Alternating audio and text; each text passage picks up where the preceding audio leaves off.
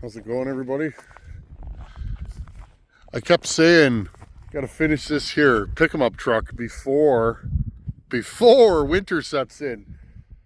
Well, I'm glad I did that grid heater because, well, it's cold out, friends. We went to, it's like a drive-through Christmas light thing at Assiniboia Downs. Any locals know what that is? That's the local horse race track.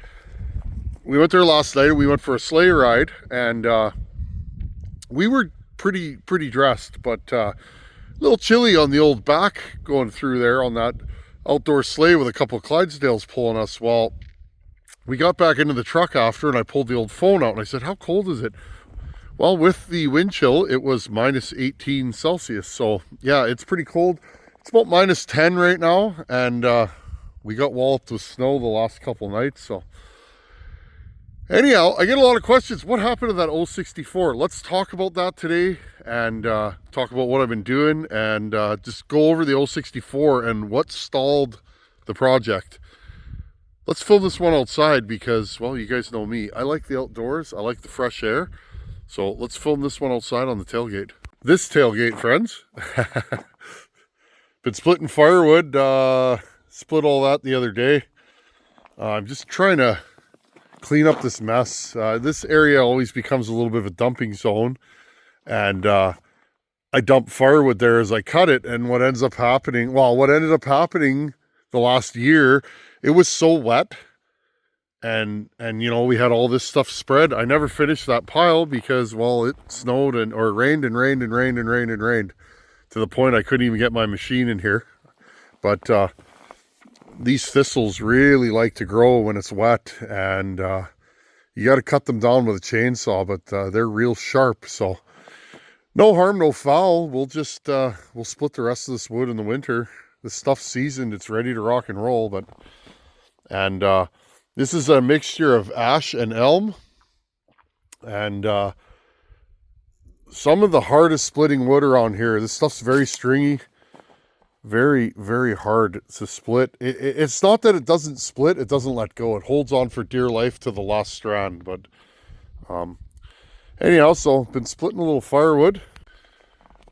Today was kind of an unproductive day, friends. I hauled water Friday night like I do, and I loaded up to go to the dump, and where I dump I have a key to get in. Well, I drove all the way there, and wouldn't you know, I brought the wrong key ring with me. I brought half of the right key ring, but I was missing my key to dump it, so I have to do that tomorrow. I guess I'll rip this thing to the spot on the way to work. But anyways, just throwing out junk, parts from my trailer. I bought that battery charger at the auction last year, and it worked good for a while, but it's not working anymore, so that's going garbaggio. It needs a couple of proprietary parts that I can't find, so I'll just have to buy another one. But other than that, that's what we're doing. We got the 064 on the tailgate. Let's have a look at it and talk about it, because we're going to get to work on this thing right away. There's going to be a lot more outside videos. I had a tree that way, friends, in that corner. There's a big green ash, and big for here. It's 24 to 30 inches at the base, you know, at the butt end, and it's leaning hard. It's going to come over, so I want to get rid of it. Well, it was tied in, snagged horribly on another green ash, and I've been looking at that tree for about a year and a half thinking, well, I wonder what the good way to, you know, what a proper way to fix this is going to be, or to get this thing over. I can't get machinery in there, and it's very wet in that corner. Sorry, friends. So anyways, we had a bad windstorm about a month ago, and the tree that it was snagged on actually broke off at the butt and is on the ground now. So I'm for sure going to go cut that tree. But here, I'll show you guys here. I'll have to go back through here and all the way to that corner. I cut a path in there years ago. We'll probably pull the ram through there and or my skid steer. I may just drive my skid steer in there and do it one bucket at a time. At least I can pull that tree over. It's leaning hard, friends, and it's not leaning in a place where it's not going to get snagged. So we'll do that job. Anyways, 064 Sticky Ricky, how you doing, buddy? Sticky Ricky from Northern Manitoba donated this to us this summer, and I was really, really excited, and I still am. Again, cylinder's minty. Never had an 064, and I did not know that the back cover is metal on these. This is a really, really, really early 064. I don't know how to read Stihl serial numbers, but from what I've been told, this is an early saw. Now, we're all hot to trot, and I am going to redo this saw, and I'm going to give it away, okay? I already committed to that when I took this in, and it was donated to the channel. So I will give this away to somebody out there, one of you guys out there will end up with this saw. I like giving away. I like giving more than I like receiving. The only reason why I like receiving is because I like giving, and if people didn't receive from me, I wouldn't be allowed to give to them. So it took me a long time, friends, to figure this out. I have to allow others to give to me so that others can allow me to give to them. I used to be a no, I don't need any help, I don't want anything for free, I pay my way kind of guy. And now I understand. It took me a long time to figure that out. That I can't rob others of the good feeling they get when they give to me. So anyways, that's the kind of mood I'm in today. But this case is busted. I can't remember the story, but I think what Ricky said is that we had massive wildfires this year in northern Manitoba, and Ricky said that in all the hustle and bustle, packing saws trying to get out of there because they had to leave their house.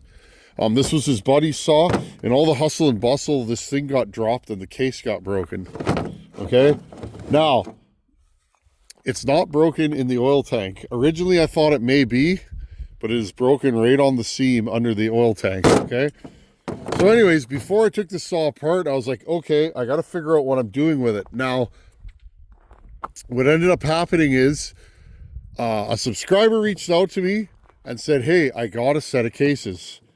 I would love to donate them to that project. So we went back and forth, and I gave him my info, and the cases never came, friends. So, and what ended up happening is I emailed the guy again and said, hey, did you mail those cases, etc., etc.? And he said, no, I didn't. I will mail them.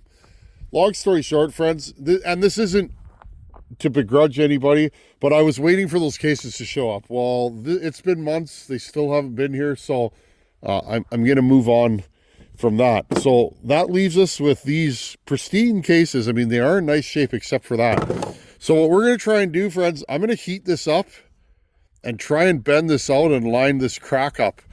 Okay, we will then go in from the back side, and I will JB weld this crack right here and try and just stabilize it a little bit. I don't think it's going to move. The only thing I'm concerned about, and maybe some of you Stihl guys out there, do you think I'm going to be able to bend this? Do you think I can manipulate this back without it breaking?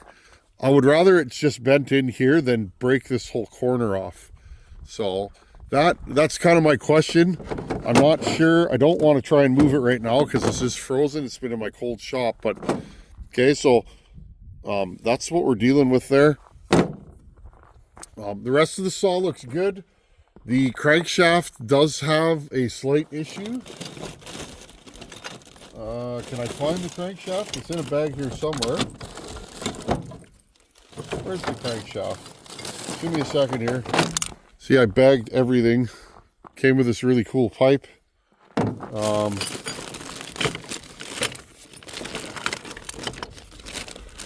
You know what? I don't think I have the crankshaft here. I think it's actually still in the shop. Now that I'm looking. Just give me a second here, friends. I gotta go grab that crankshaft. It is here somewhere. I'll run in the shop quickly and go and grab it. Here's the crankshaft. I knew where it was, friends. I saw it earlier. It's busted on the end. See that? I may actually, well, we'll see, friends. I got another crankshaft from Wolf Creek. Ryan sent me one. Well, what's happening is it's hard to keep the C-clip on there. I may put this between two centers, put a rubber band on there to hold it over top, and I could put this in my lathe. I could actually weld that end and then machine it just to give that a ledge, okay? So those are the main issues with this. Other than that, this saw ran okay. It seemed to tune fine. It started and idled, so we're gonna get going on this right away. We are not done the bad idea saw, and we're gonna talk about that next briefly. And I want to discuss that with you guys because I keep showing you that saw and it's not getting done, and there's a reason for that. Well, the reason is, I'll show you guys. Hold on. Okay, here's the bad idea saw. Again, 288 on a 266. And yeah, this one's taken a while. You guys are you seem to be enjoying the process. This is what it takes, friends. A lot of guys, they'll work on saws like this for 6-8 months, a year, from what I've seen, and because they take a long time, especially, friends, especially if you're not doing this full time. If you have a career and a family and all the other things, like I do, you work on a little here, a little there. So basically, I have my cylinder mocked up. Everything's good. Now, I keep saying I'm having problems with it relaxing, okay? By relaxing, I mean the bore, when you cut it as thin as this needs to be cut to fit in this case. Because again, friends, we only have a small amount of sealing space, okay? A very small amount. So what's been happening, friends, is when I machine this, these things, it's almost like the bore goes just a little bit. And I am taking, my final passes are like 2 to 3 thou passes, okay? You can see, like, the finish is pretty smooth, and that's because I'm taking very, very fine passes with a very sharp tool that I cut. But what's ending up happening is the bore, I get a little bit of a tight spot here, friends. Just enough that it makes me uncomfortable with even running this saw. Oh, and friends, so those of you from warm climates, I'm starting to get frostbite on my hands, okay? Because it is cold. See the redness? So I'm putting them in my pockets while I'm chatting with you guys. It's not even cold out yet. I think it's minus 10 Celsius. I don't know what that is in Fahrenheit. Probably, is that somewhere around 0? But it's cold, friends. It's definitely getting uncomfortable out here. But, okay, so you see how thin that is. Okay, so the other problem is when my piston goes in and out of here, it's going to want to rock at the bottom. And what I'm worried about, because the piston is going below the bottom of the cylinder, I'm worried about the piston rocking and it breaking this off, okay? I don't know if it's going to, but...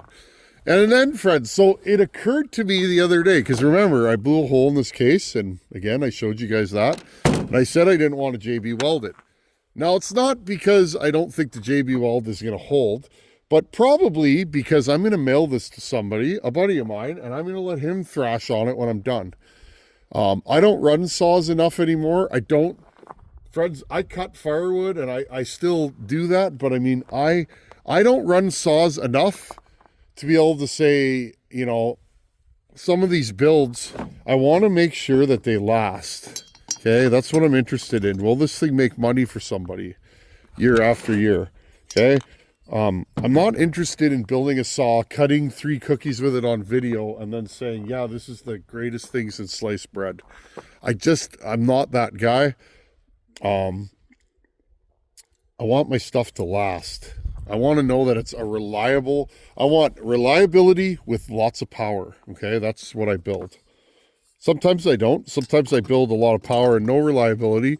Sometimes I build a saw that's just darn reliable, but it doesn't make the most power. The battle for me is to do the least amount of work and make the most amount of power and keep the saw fairly stock, if that makes sense. Okay, this is a lot of work, but again, I haven't done any port work to this yet.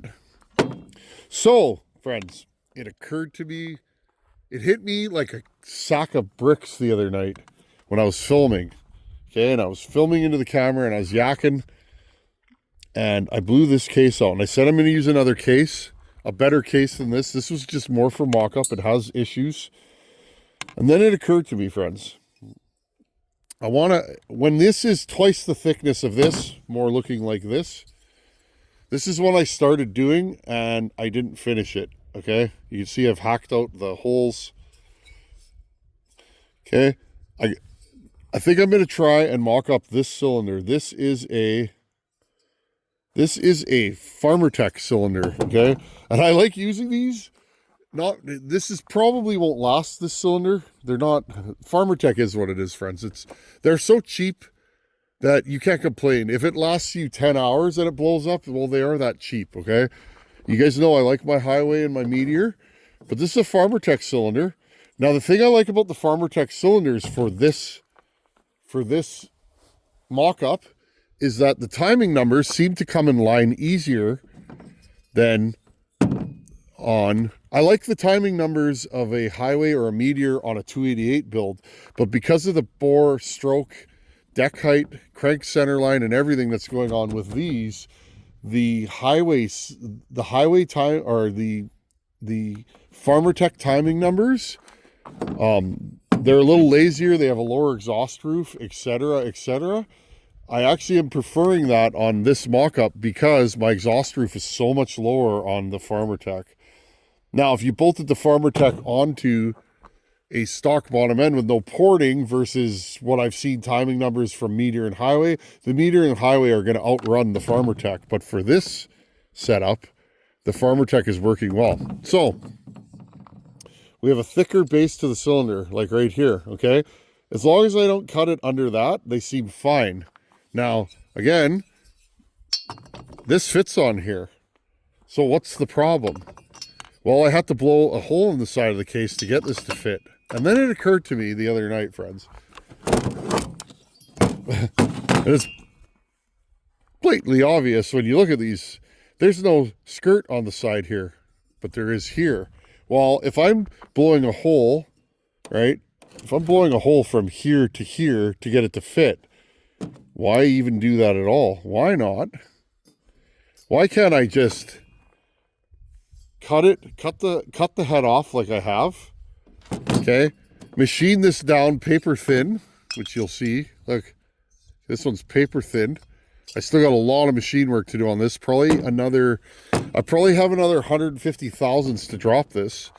But then when I'm done that, why don't I do my machine work to my base and then take my Fordham and cut my transfers wide, like I was planning on doing anyways, friends. The only manipulation I'm really going to do to the cylinder is I'm going to do a little bit of transfer work.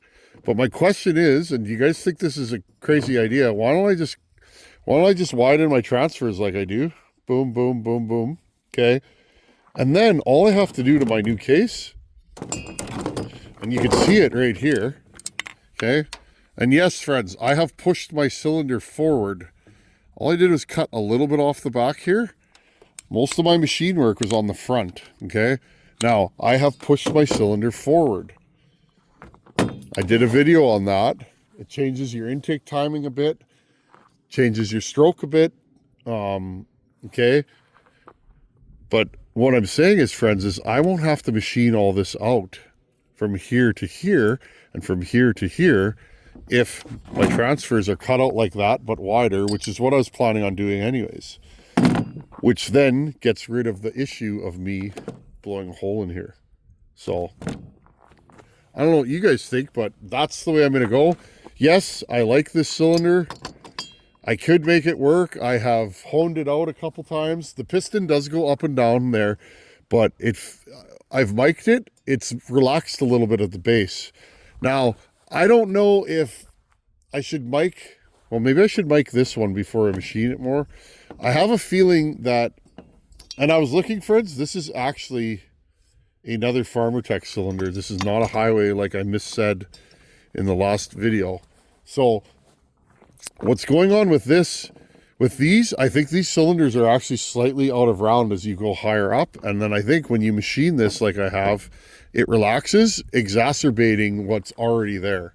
And we're talking a, you know, maybe a half a thousandth or so, or half a 10,000th, but I can feel it, friends. And what I'm saying is I have a feeling when that piston comes to the bottom, it may cock over and it may actually grab and break the bottom. So, and again, I blew a hole here when I was machining it. This thing was spinning at high RPM and I was going and going and going. And then I realized, friends, that I cut a hole in there. So rather than trying to make do with all these little problems, let's ditch this cylinder and the bottom end and do it again. So we're going to be very careful, but I think I'm going to reach out to Ryan at Wolf Creek and I'm going to ask him for a few more cylinders, to send me a couple more cylinders. But in the meantime, I'm going to work with this. I think I can make this work. Okay, I've already cut the top fin off of it. Basically, friends, all I'm doing is I'm running my tooling straight in to cut these fins off one by one on my lathe. And then I end up with the top of the cylinder, and then I'm going in from the side and I'm cutting with a parting tool basically. And I use a parting tool and I measure from the base, okay, from the base to the squish band. And then I use a parting tool and I part it and cut that top right off, okay? And then machine this down until my squish is right. I'm going to use ultra copper, which is a high temp sealant. That stuff is rated to 400 degrees Celsius. So again, friends, if this thing gets that hot, it'll blow up. So I think that'll work. Okay, so that's what I'm up to. So we are going to work on the 064 and I'm going to continue to play with this. As I'm playing with this, I will make videos on it, but I really want to get going on the 064. I have all the parts to rebuild it, and let's make that into something cool. Anyhow, guys, oh yeah, it's winter, eh? Hence the big beard. Thanks for watching. Take her easy, and wear gloves when you're filming outside because it's real cold.